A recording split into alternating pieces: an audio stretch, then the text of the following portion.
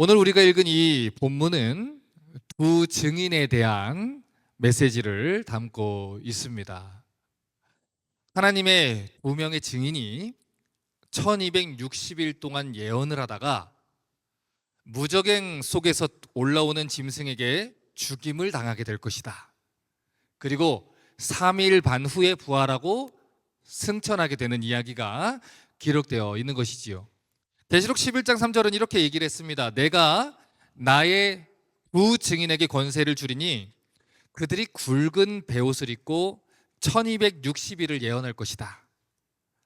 하나님이 몇 명의 증인에게 권세를 줍니까? 2명의 증인에게 권세를 줬어요. 그리고 그들이 얼마 동안 예언을 합니까? 1260일 동안 예언을 했습니다. 여기서 2명의 증인이 예언을 하게 된다는 것은 10장에서 사도 요한이 받았던 그 사명을 동일하게 받는 것을 얘기를 합니다. 계시록 10장 11절을 보면 요한의 사명을 이렇게 얘기를 했었지요. 그가 내게 말하기를 내가 많은 백성과 나라와 방언과 임금에게 다시 예언하여야 하리라.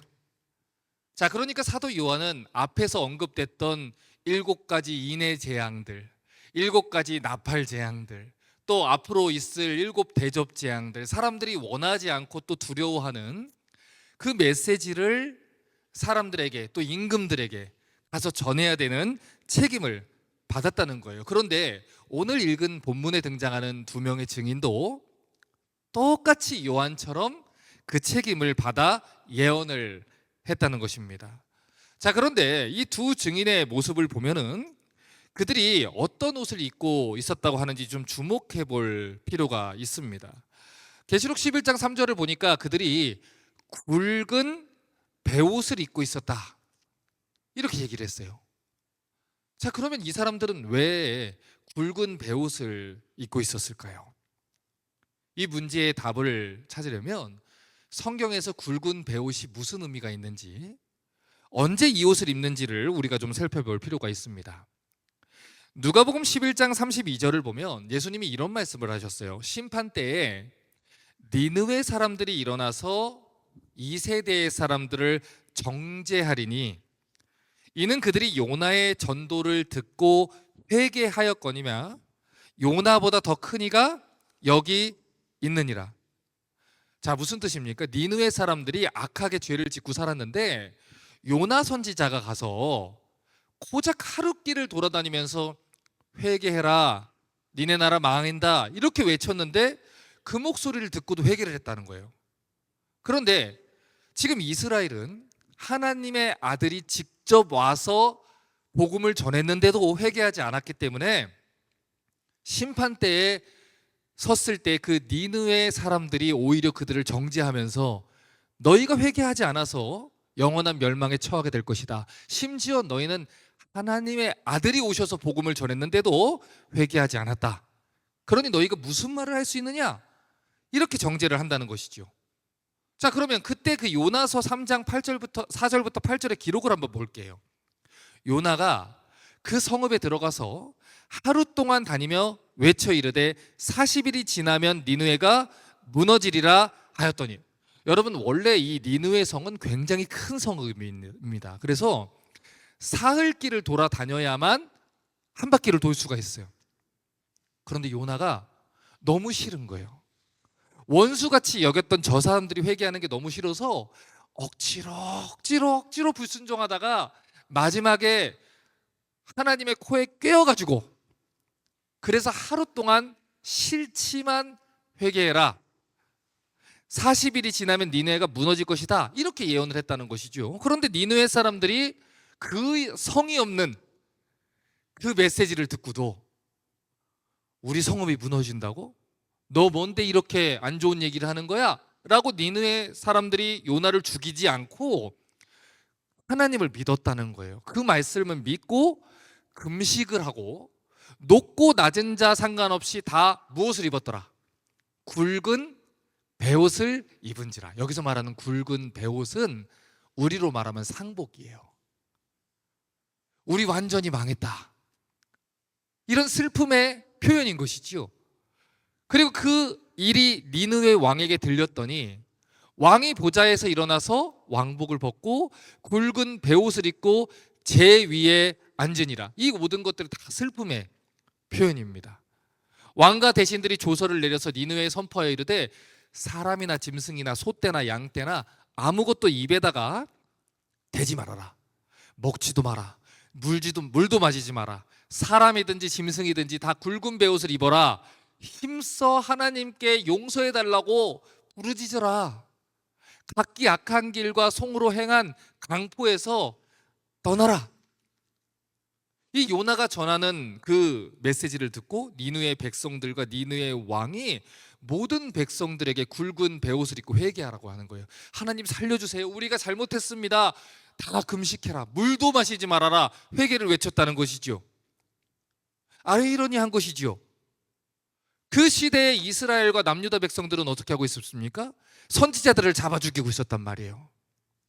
하나님 말씀을 듣지 않고 회개하지 않고 네가 어떻게 나에게 이런 악한 말을 할 수 있느냐, 그렇게 선지자들을 박해하고 있었다는 것이죠. 하나님이 수많은 선지자들을 보내서 너네 망한다, 너네 심판할 것이다 얘기를 했음에도 불구하고 성전과 율법을 가지고 있는 이스라엘 백성들이 회개하지 않았다는 거예요. 그런데 반면에 그 짧은, 그 성의 없는, 그 어떤 내용도 없는 너네 망한다, 이 메시지 하나를 들은 니느웨 백성이 왕부터 백성까지 다 회개를 했다는 거예요. 자, 그러니까 오늘 읽은 계시록 11장에 등장하는 두 증인의 모습은 그 악했던 니느웨 백성들이 회개했던 그 장면을 다시 떠올리게 하는 겁니다. 구약을 알고 있었던 그 성도들에게 하나님이 니느웨 백성들에게 어떻게 했는지 요나서를 한번 다시 찾아봐라, 이 힌트를 주는 거예요. 그 악했던 니느웨 사람들도 회개했을 때 하나님이 용서한 것처럼 오늘 하나님의 두 증인의 복음을 듣고 회개하면 하나님이 어떻게 하신다고요? 용서하신다는 거예요. 그래서 오늘 읽은 본문에서 이 두 증인이 굵은 베옷을 일부러 상징적으로 입고 회개하라는 메시지를 주는 겁니다. 이러다가 우리 다 망한다, 다 심판받는다, 너희 집안 죽게 생겼다, 회개해라, 그 메시지를 주는 거예요. 자, 그런데 계시록 11장 3절 다시 봅니다. 그들이 굵은 베옷을 입고 며칠 동안 예언을 했어요? 1260일 동안 예언을 했어요. 자, 이 기간은 이제 여러분 이제 머릿속에 익숙하셔야 돼요. 지난번에 살펴봤던 성전 바깥마당이 이방인들에게 짓밟히는 그 42달 같은 기간이고요. 이제까지 계시록에서 종말의 때를 가리켰던 한 때와 두 때와 반 때 다 같은 시간입니다.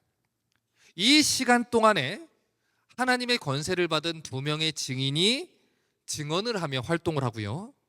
또 이 시간 동안에 짐승, 즉 마귀가 활동하며 성도들을 미혹하고 죽이고 박해하는 시간이라는 거예요. 자, 그러니까 우리가 이 3번과 4번에 특별히 주목을 좀 하셔야 돼요. 예수님이 부활하시고 다시 오시는 그날까지 이 1260이라는 상징적인 기간 동안 교회는 마귀와 그를 쫓는 세상의 박해를 받게 된다는 거예요. 그런데 교회는 그 시간 동안 그 악한 세상에 무엇을 전한다? 복음을 전한다는 것입니다. 비록 세상은 교회를 박해하게 되겠지만 하나님의 교회들은 끝까지 그들에게 복음을 외친다는 거예요. 자, 그러면 이 두 명의 증인은 어떤 사람들을 얘기를 하는 것일까요? 11장 4절은 그들의 정체를 밝혀놨어요. 그들은 이 땅에 주 앞에 서 있는 두 감람나무와 두 촛대다. 여러분, 계시록에서 교회를 가리킬 때 교회를 무엇이라고 가르쳤는지 여러분 기억나십니까? 계시록 1장 20절에서 이렇게 얘기를 했습니다. 내가 본 것은 내 오른손에 7별의 비밀과 또 7금 촛대라. 7별은 7교회의 사자요, 7촛대는 무엇이다? 7교회니라. 자, 그러니까 계시록에서 이 교회를 촛대라고 비유를 했다는 거예요. 그런데 1장에서는 소아시아에 있었던 7교회를 가리켜서 표현을 했기 때문에 7촛대라고 표현을 한 것이고, 오늘 11장에서는 그 2명의 증인을 가리키기 위해서 2촛대다 이렇게 표현을 한 것입니다. 자, 그러니까 지금 계시록에서 얘기하는 촛대라는 개념은 교회를 가리키는 것이다, 이렇게 보시면 된다는 거예요. 자, 계시록 11장 다시 봅니다. 그들은 주 앞에 서 있는 2감람나무와 2촛대 이렇게 얘기를 했어요. 자, 그러면 2촛대는 해석을 했으니까 2감람나무가 무엇인지를 좀 살펴봐야 되는데, 이것도 이미 얘기를 드렸습니다. 스가랴 4장 11절에 이렇게 얘기했어요. 내가 그에게 물어 이르되 등잔의 좌우의 2감람나무는 무슨 뜻입니까? 이 질문에 대해 스가랴 4장 14절이 말했습니다. 이르되 이는 기름 부음 받은 자 둘이니 온 세상의 주 앞에 서 있는 자니라. 스가랴 3장과 4장을 보면 이 사람들이 대제사장 여호수아, 그리고 성전을 다시 세우는 스룹바벨을 얘기하는 것을 알 수 있습니다. 그들이 성령의 권능으로 성전 건축을 완성한 것처럼 계시록 11장에선 그 이미지를 가져와서 쓰는 거예요. 하나님이 세우시는 2명의 증인, 즉 교회가 1260일 그 종말의 때 동안 복음을 전해서 하나님의 복음 사역을 완성을 할 것이다. 그래서 사도행전 1장 8절을 보면 예수님이 교회에 대해서 이런 말씀을 주셨습니다. 오직 성령이 너희에게 임하시면 너희가 권능을 받고 예루살렘과 유대와 사마리아 땅끝까지 이르러 무엇이 되리라? 내 증인이 되리라. 성령이 임하면 교회는 권능을 받게 됩니다. 그리고 땅끝까지 이르러서 하나님의 증인의 역할을 감당한다는 거예요. 그러니까 여기서도 하나님의 권능을 받은 증인, 그게 무엇이다? 교회다, 이렇게 얘기를 했다는 것이죠. 그러니 이 모든 메시지들을 종합해서 해석을 하면 성령 하나님의 권능을 받은 각각의 성도들이 각각의 교회로서 하나님의 증인의 역할을 이 종말의 때에 감당하게 된다는 것이죠. 자, 그런데 하나님이 그 하나님의 증인들 교회에게 오늘 약속을 하나 주세요. 계시록 11장 5절입니다. 만일 누구든지 그들을 해하고자 하면 그들의 입에서 불이 나와서 그들의 원수를 삼켜버릴 것이고, 누구든지 그들을 해하고자 하면 반드시 그와 같이 나와서 죽임을 당할 것이다. 마귀는 교회가 복음 전하는 것을 절대로 그냥 두지 않아요. 마귀는 하나님의 증인들이 복음을 전하는 것을 절대로 그냥 두지 않아요. 자, 그런데 오늘 하나님이 하나님의 증인들한테 이 약속을 주신 것은 구약의 이미지를 또 빌려와서 설명을 하는 거예요. 그러니까 누차 말씀드리지만 이 구약 성경을 모르면 계시록을 해석을 할 수가 없습니다. 이 이단들이 본인들이 원하는 대로 자꾸 해석을 해내니까 해석이 자꾸 이상하게 되는 것이고, 내가 해석하고자 하는 대로 해석을 하니까 문제가 생기는 거예요. 열왕기하 1장 2절부터 4절을 보면 지금 사도 요한이 인용하는 메시지가 있습니다. 북이스라엘의 왕이었던 아하시아라는 사람이 어느 날 다락 난간에서 떨어져서 죽게 되는 이 병에 걸려요. 아하시아가 사마리아에 있는 그의 다락 난간에서 떨어져 병들매 사자를 보내며 그들에게 이르되 가서 에그론이라는 나라의 신 바알세붑이라는 신에게 이 병이 낫겠나 물어봐라.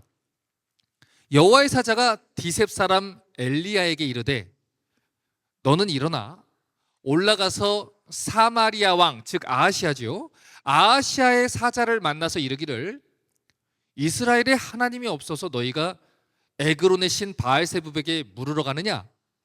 그러므로 여호와의 말씀이 내가 올라간 침상에서 내려오지 못할지라 내가 반드시 죽으리라 하셨다고 전해라. 엘리야가 이에 아니라 무슨 뜻이에요? 네가 반드시 죽을 것이다 라는 메시지를 가서 전해라. 여호와께서 말씀하셨더니 엘리야가 그 말씀에 순종해서 전하러 가니라, 이런 뜻이에요. 여러분, 그러니까 지금 아하시아 왕이 우상에게 묻고 우상 숭배를 하다가 하나님의 심판을 받게 된 것이죠. 그래서 하나님이 너는 반드시 죽을 것이다, 이 메시지를 선지자한테 전해줘라 한 것이지요. 자, 그러면 이제 물을게요. 이 메시지를, 이 듣기 싫은 메시지를 엘리야가, 아하시아가 미워가지고 스스로 전한 겁니까? 아니면 하나님이 하라고 하신 말씀입니까? 하나님이 하라고 하신 말씀이지요. 엘리야는 하나님의 말씀을 전해준 것뿐이에요. 계속해서 봅니다. 열왕기하 1장 5절부터 8절입니다. 사자들이 왕에게 돌아오니 왕이 그들에게 이르되 너희는 어찌하여 돌아왔느냐 하니 그들이 이르되 한 사람이 올라와서 우리를 만나 이르되 너희는 너희를 보낸 왕에게 돌아가서 그에게 고하기를 여호와의 말씀이, 여호와께서 말씀하시기를 이스라엘의 하나님이 없어서 네가 에그론의 신 바알세불에게 물으려고 보냈느냐? 그러므로 내가 올라간 침상에서 내려오지 못할지라 내가 반드시 죽으리라 하셨다 하라 하더이다. 왕이 그들에게 이르되 올라와서 너희를 만나 이 말을 너희에게 한 그 사람이 어떤 사람이냐? 그들이 그에게 대답하되 그는 털이 많은 사람인데 허리에 가죽띠를 띠었나이다 하니 왕이 이르되 그는 디셉 사람 엘리야구나. 엘리야 선지자가 하나님 말씀에 순종을 했습니다. 그래서 이 아하시아 왕이 보낸 그 종들한테 그대로 메시지를 전했어요. 이스라엘에 하나님이 없느냐? 그래서 우상을 섬기고 있느냐? 너 반드시 죽을 것이다. 하나님이 이렇게 얘기하셨다. 그래, 전해라. 그런데 그 이야기를 들은 아하시아 왕이 어떻게 합니까? 회개했나요? 돌이켰을까요? 굵은 베옷을 입고 하나님 앞에 자비하심을 구했을까요? 열왕기하 1장 9절입니다. 이에 무슨 뜻입니까? 엘리야가 아하시아의 죄를 책망하매 너 반드시 죽을 것이다 라는 하나님의 메시지를 전하매 50부장과 그의 군사 50명을 엘리야에게로 보내매 왜 보냈을까요? 죽이려고 보낸 겁니다. 그가 엘리야에게로 올라가 본즉 산 꼭대기에 앉아 있는지라 그가 엘리야에게 이르되 하나님의 사람이여 왕의 말씀이 내려오라 하셨나이다. 이스라엘의 왕이면 이 신명기 17장의 율법대로 하나님의 율법서를 옆에다가 두고 제사장들의 지도를 받으면서 하나님을 대신해서 하나님을 경외하며 이스라엘을 이끌어야 됩니다.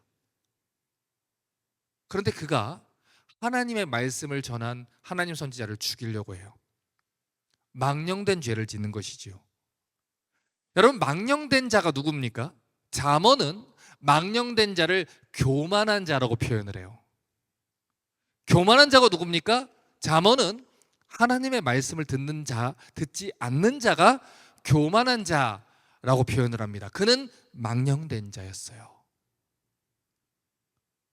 어딜 감히 왕에게, 심지어 하나님이 말씀하셨어도 어딜 감히 왕에게, 나에게, 니까짓게, 그래서 선지자를 죽이려고 합니다.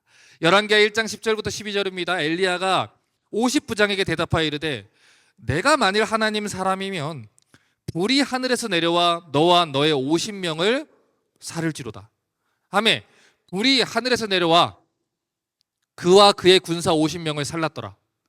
왕이 다시 다른 50부장과 그의 군사 50명을 엘리야에게로 보내니 왜 보냈을까요? 또 죽이려고. 그가 엘리야에게 말하여 이르되 하나님의 사람이여 왕의 말씀이 속히 내려오라 하셨나이다 하니 엘리야가 그들에게 대답하여 이르되 내가 만일 하나님의 사람이면 불이 하늘에서 내려와 너와 너의 50명을 살릴지로다 하매 하나님의 불이 하늘에서 내려와 그와 그의 군사 50명을 살렸더라. 여러분 잘 보셔야 돼요. 지금 이 사람이 50부장이 두 번이 갔어요. 첫 번째 50부장, 두 번째 50부장 다 왕의 명령을 가지고 갔습니다. 그런데 첫 번째 50부장은 왕이 명령했으니까 가서 얘기했다고 치자고요. 왕이 명령했습니다. 아니면 나 죽습니다. 그런데 하늘에서 불이 내려와 그를 태워 죽였지요. 그러면 그 소리를 들었던 왕도 두 번째 50부장도 하나님을 두려워함이 있었어야 돼요. 그런데 왜 그가 아하시아의 명대로 두 번째 50부장에 가서 똑같은 얘기를 합니까? 하나님보다 아하시아가 무서운 것이지요. 그래서 그와 그의 군사 50부장이 불태워 죽임을 당하는 거예요. 세 번째 50부장 그 뒤에 얘기를 보면 날 불쌍하게 여기십시오. 나 왕의 종이라 안 할 수도 없고 당신이 하나님 사람이라는 거 내가 알고, 그런데 내가 여기서 어떻게 합니까? 나를 불쌍하게 여겨주십시오. 그래서 그는 죽지 않아요. 그는 하나님의 사람을 알았고 왕보다 하나님을 두려워했다는 거예요. 그런데 이쯤 되면 왕이 어떻게 해야 돼요? 회개해야지요. 회개하지 않아요. 결국 아하시아 왕이 어떻게 됩니까? 열왕기하 1장 16절 말합니다.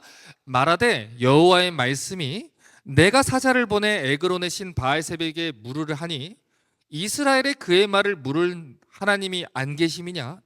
그러므로 내가 올라간 그 침상에서 내려오지 못할지라 내가 반드시 죽을지라.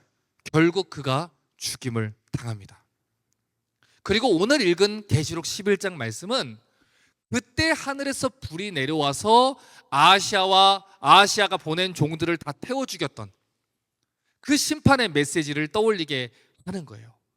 계시록 11장 5절 보십시오. 만일 누구든지 그들을 해하고자 하면 그들의 입에서 불이 나와서 그들의 원수를 삼켜버릴 것이고 누구든지 그들을 해하고자 하면 반드시 그와 같이 죽임을 당할 것이다. 무슨 뜻입니까? 이 말세에, 이 종말의 때에 마귀를 따르는 종은, 그리고 이 세상 세력들은 하나님의 교회와 하나님의 복음을 전해주는 증인들을 박해하고 죽이려고 한다는 거예요. 그러나 하나님은 한 가지 약속을 줍니다.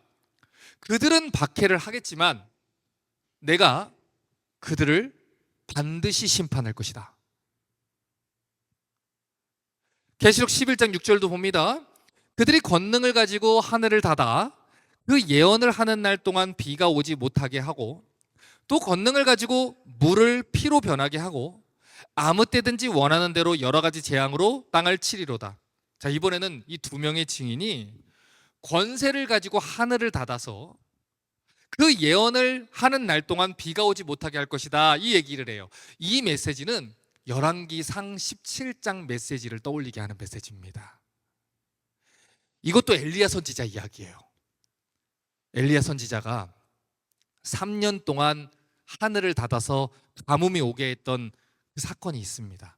열왕기상 17장 1절에 길르앗에 우거하는 자 중에 디셉 사람 엘리야가 아합 왕에게 말하되 내가 섬기는 이스라엘 하나님 여호와께서 살아계심을 두고 맹세하노니 내 말이 없으면 수년 동안 비도 없을 것이고 이슬도 없을 것이다. 자, 그러니까 왜 이스라엘에 3년 반 동안 가뭄이 들었는지를 여러분이 생각을 하셔야 돼요.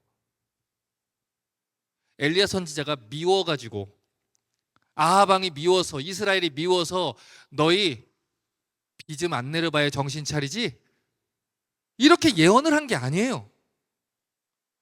하나님께서 엘리야 선지자한테 명령하시기를 아합 왕과 그의 모든 나라의 백성들이 선지자들을 박해하고 우상을 숭배하고 있으니 내가 그들에게 비를 내리지 않을 것이다. 너는 가서 이 메시지를 아합한테 가서 전해라. 이에 아합에게 전한 것이지요. 열왕기상 18장 17절과 18절에 엘리야를 볼 때 아합 왕이 엘리야에게 이르되 무엇이라고 합니까? 이스라엘을 괴롭게 하는 자 너냐? 엘리야가 대답하되 내가 이스라엘을 괴롭게 한 게 아니라 당신과 당신의 아버지 집이 괴롭게 했으니 이는 여호와의 명령을 버렸고 당신이 바알들을 따랐습니다. 여러분, 지금 이 장면에서 나타나는 아합 왕의 뻔뻔함을 보셔야 돼요. 이스라엘의 우상을 들여온 사람은 누굽니까? 아합이죠. 하나님을 버린 자 누굽니까? 아합이죠. 이스라엘 백성들로 다 바알에게 절하라고 한 사람 누굽니까? 아합이죠. 하나님의 선지자들을 죽인 사람 누굽니까? 아합이죠. 가뭄이 온 이유가 누굽니까? 아합이죠. 이세벨 왕비를 이스라엘에 데리고 들어와 백성들을 하나님에게서 떠나게 한 사람 누굽니까? 아합이죠. 그러면 이스라엘의 대적이 누굽니까? 아합이죠. 아합 때문에 가뭄이 온 겁니다. 아합이 우상 숭배에서 심판받는 겁니다. 그런데 그가 엘리야 선지자에게 이렇게 말합니다. 이스라엘의 대적자여, 너 때문에 이 모든 재앙이 벌어졌다. 자신이 아니라 선지자가 하나님 말씀으로 책망했기 때문에 이스라엘이 괴롭다는 거예요. 우상을 섬기고 교회를 타락하게 만든 자기의 죄를 살피고 회개하는 것이 아니라 하나님의 말씀을 선포한 설교자를 이스라엘의 공동의 적으로 만들려는 것이지요. 그리고는 결국 이세벨을 통해서 엘리야 선지자를 죽이려고 합니다. 그런데 열왕기상 21장 17절부터 23절을 보면 하나님이 참고 또 참고 또 참으시다가 마침내 나봇의 포도원을 빼앗은 이 망령된 자를, 하나님 두려운 줄 모르는 자를, 지금 당장 내 왕권이 유지되어 있고 지금 당장 내 사업이 안정적이고 지금 당장 내 집안이 평안하고 지금 당장 내가 권력을 누리니까 하나님이 당장에 치지 않으니까 하나님 무서운 줄 몰랐던 이 교만하고 망령된 자를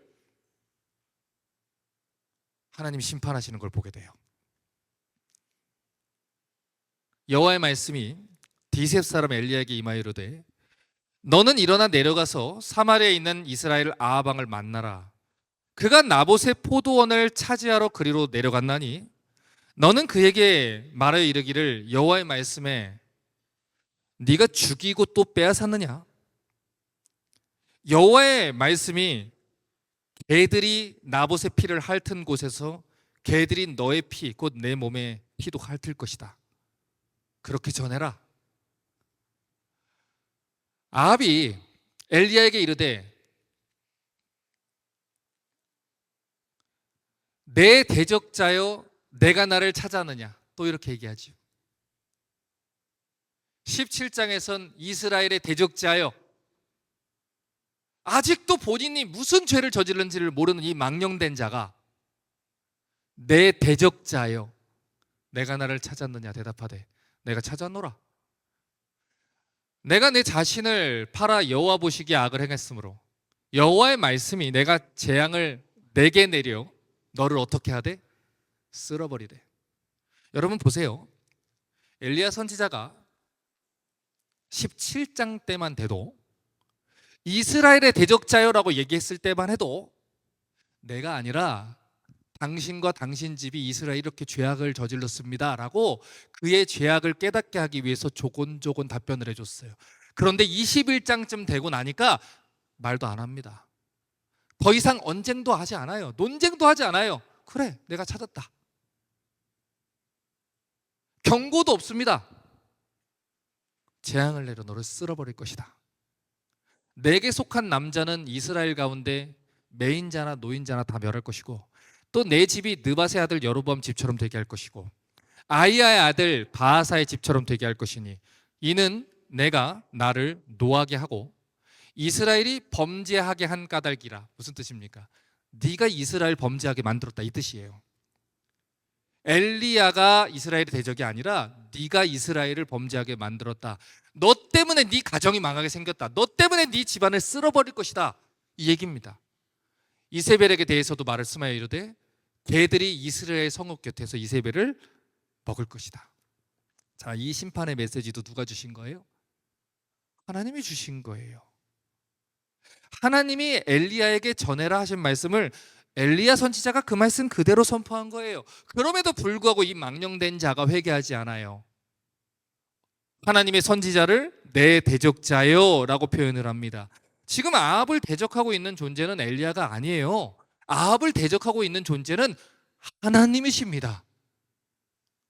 하나님이 이 아합을 대적하고 계시는 거예요. 아합이 대적하고 있는 존재는 하나님입니다. 그럼에도 불구하고 하나님 말씀을 끝까지 대적했고 결국 하나님 말씀대로 심판을 받게 되는 것이죠. 계시록 11장 6절을 하반절을 보십시오. 또 권능을 가지고 물을 피로 변하게 하고, 자, 누가 떠오르세요? 모세가 떠오르죠. 원하는 대로 여러 가지 재앙으로 땅을 치를 것이다. 애굽에 벌어졌던 10가지 재앙을 떠올리게 하는 것이죠. 자, 그러니까 하나님은 오늘 두 증인의 최소 정족수가 2명 아닙니까? 하나님이 충분히 말씀을 전했다, 이걸 증언하는 증인의 숫자가 2 아닙니까? 그 증인들이 마치 모세가 예언했던 것처럼, 엘리야가 예언했던 것처럼 하나님의 기회를 주셨음에도 불구하고 끝까지 대적하다가 멸망받은 애굽의 바로, 아합과 아하시아 왕, 그들처럼 하나님이 심판을 하겠다는 거예요. 잘 보세요, 여러분. 지난주 설교 때 하나님이 성전을 측량하라고 했습니다. 성전 안쪽과 성소에서 예배하는 자를 측량해라. 동시에 성전 바깥마당은 내버려둬라. 버려두겠다. 보십시오. 모세를 통해서 심판한 자들은 애굽의 바로와 애굽 백성들이지요. 그들은 하나님을 알아요. 들어봤어요. 그러나 그들은 심판받았어요. 그러면 엘리야를 통해서 심판의 메시지가 전해진 존재들은 누굽니까? 이스라엘의 성전 바깥 뜰에 있었던 사람들입니다. 이름만 이스라엘이에요. 기름 부음을 받아 세운 왕이라는 허울만 가지고 있는 사람이에요. 그런데 하나님 말씀대로 순종하지 않는 그들, 결국 어떻게 되죠? 심판을 받는다는 거예요. 이제 설교를 정리합니다. 결국 이 11장의 메시지가 공통적으로 무엇을 얘기하고 있습니까? 구약 성경을 떠올리라는 거예요. 구약 성경의 기록은 그냥 준 것이 아니다라는 거예요. 오늘날 마귀가 우리에게 주는 5분 늦은 시계, 그 거짓말은 구약 성경은 옛날 이야기니까 우리에게 필요가 없다라는 거짓말입니다. 아니죠. 이 구약의 모든 이야기들은 고린도전서 말씀이 이야기하는 것처럼 우리에게 경계를 주기 위해서 하신 것입니다. 그들처럼 불순종하지 마라. 그들처럼 멸망하지 마라. 쓸어버릴 것이다. 당하지 마라. 니느웨처럼 회개하면 산다. 이 말씀을 들으면 산다. 하나님 말씀을 끝까지 듣지 않아서 이 멸망당한 아합의 집안처럼 심판받지 말아라. 이스라엘이라고 안심하지 말아라. 아합의 집이 어떻게 됐는지 봐라. 아하시아가 어떻게 됐는지 봐라. 오늘 계시록 11장에 이 두 증인으로 나타난 이 교회의 사역은 이와 같습니다. 하나님의 교회와 예수님의 참된 증인들은 하나님을 경외하지 않고 교만한 망령된 자들에게 의해서 박해를 받게 돼요. 여러분, 엘리야 선지자가 바알의 선지자들과 논쟁을 하고 영적 전쟁을 벌이다가 승리하지 않았습니까? 그런데 이스라엘이 하늘에서 불이 내려와서 재물을 다 살랐고 그 분이 하나님입니다 했음에도 불구하고 그들이 회개했나요? 안 했지요. 바알의 편에서 엘리야 편으로 돌아섰나요? 안 돌아섰지요. 그럼에도 불구하고 그들은 한 걸음도 움직이지 않았어요. 엘리야가 백날 하나님 말씀을 전해도 한 걸음도 움직이지 않았어요. 그리고 오히려 아합과 이세벨은 엘리야를 죽이려고 끝까지 쫓아왔습니다. 그래서 엘리야도 지쳐서 로뎀나무 아래 들어가서 죽기를 간구했었지요. 얼마나 싫었을까요? 얼마나 꼴도 보기 싫었을까요? 얼마나 이스라엘의 아합을 다시 만나기가 싫었을까요? 그런데 하나님은 엘리야를 다시 보냅니다. 보내서 아방의 죄를 심판해라. 너 죽을 것이다 얘기하라. 가뜩이나 벼르고 있는데 가서 전하라고 합니다. 아하시아에게도 가라고 합니다. 로뎀나무에서 먹고 끝난 게 아니에요. 전하라고 합니다. 이쯤 되면 싫지 않겠습니까? 백날 외쳐봤자 들을지도 않을 거면 안 하는 게 낫지 않겠습니까? 구약시대에 미가야 선지자라는 사람이 있었습니다. 그 선지자가 왕에게 미움을 받았어요. 그 왕에게 미움받는 선지자를 어느 날 왕궁에서 불렀습니다. 이 전쟁을 싸울까 말까 했는데 왕이 말하기를 난 저 사람 안 왔으면 좋겠는데요. 왜요? 유다 왕이 묻자 이스라엘 왕이 말합니다. 저 사람은 나한테 좋은 예언은 하나도 안 해요. 맨날 회개하라고 그러고 맨날 심판받는다 그러고 이대로 망한다 그러고 지금 이대로 큰일 난다라고 얘기를 해요. 왕은 그런 말씀을 하지 마십시오. 하나님 말씀 들어야 됩니다. 유다의 왕이 달래서 데리고 오게 합니다. 그랬더니 이 미가야 선지자를 하나님의 종으로 알고 있는 그 시종들이 얘기합니다. 선지자님, 그냥 왕이 얘기하는 거 얘기해 주세요. 저 사람들이 다 그냥 왕이 전쟁 나가면 이긴다고 했으니까 왕이 얘기하는 거 하고 평안하게 지냅시다. 튀어나온 못은 망치 맞게 되어 있으니까 하지 맙시다. 미가야가 말합니다. 내 여호와 하나님이 말씀하시는 것을 말하리라. 들어가서 하나님 말씀을 전합니다. 이거 보십시오. 저 사람이 내게 불길한 말을 전한다고 하지 않습니까? 왜요? 왕은 반드시 거기서 질 것이고 왕은 죽을 것입니다 라고 예언을 했어요. 왕을 똑똑히 쳐다보고 왕궁에서 목이 잘릴 수 있는 그 순간에서도 하나님의 선지자는 하나님 말씀을 전하는 겁니다. 여러분, 그것이 증인의 책임이에요. 여러분, 법정에서 증인을 세우면 무슨 선언을 합니까? 무슨 선서를 합니까?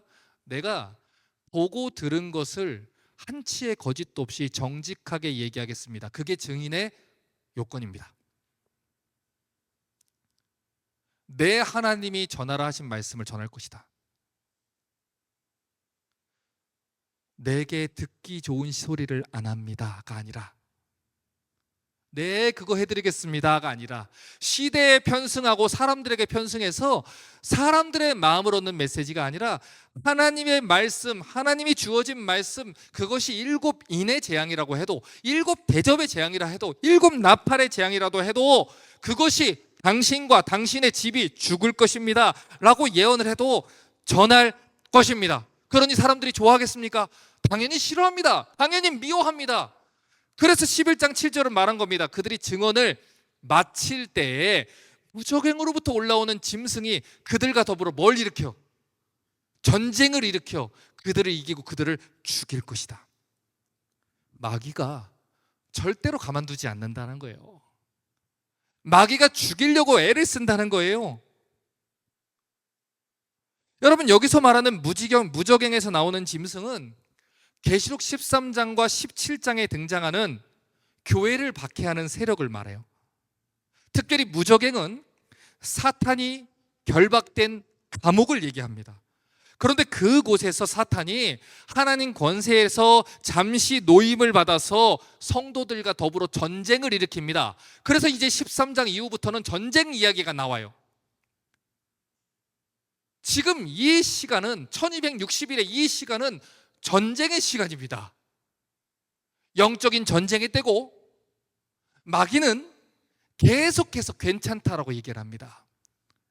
제가 계속 말씀드리지 않습니까? 5분 늦은 시계와 5시간 늦은 시계 중에 위험한 건 5분 시계라고 5분 늦은 시계라고 말하지 않습니까? 5시간 늦은 시계는 아예 보지도 않습니다. 망가진 시계라고 치부합니다. 그러나 5분 늦은 시계는 그 5분 때문에 여러분이 비행기에 못 탈 수 있어요. 수많은 사람들이 몰고 다니면서 괜찮습니다. 아직 이만큼이나 사람이 많은데 태워주겠지요. 출발하지 않겠지요. 설마 방주가 저렇게 큰데 이 사람들 다 죽이겠습니까? 하나님이 사랑의 하나님인데 이 사람들 다 죽이겠습니까? 너와 네 집을 쓸어버릴 것이다. 하나님은 말씀하셨고 오늘도 증인들을 통해 메시지를 주고 계십니다. 여러분, 왜 사탄이 하나님의 증인들에게, 교회들에게 전쟁을 선포할까요? 왜 그들을 죽이려고 안달이 됐을까요? 여러분, 성도들이 알아서 타락하고 알아서 죄짓고 알아서 세상과 타협해서 적당히 살면 건들 필요가 없습니다. 하지만 만약에 성도들이 그리스도 편에 서서 복음을 전하는 증인의 역할을 하기 시작한다면 원수 마귀는 절대로 그들을 내버려 둘 수가 없어요. 여러분, 잘 들으셔야 돼요. 마귀는 같은 편은 공격하지 않아요.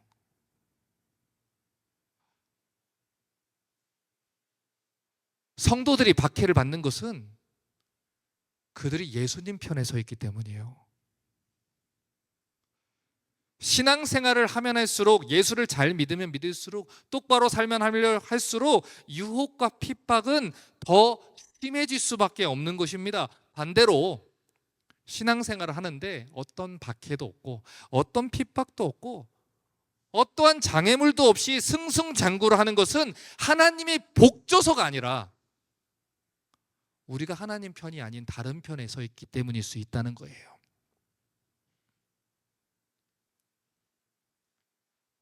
여러분이 어디 서 있는지를 점검하십시오. 이스라엘의 대적자여 라고 얘기한 내가 하나님을 대적하고 있는 것인지,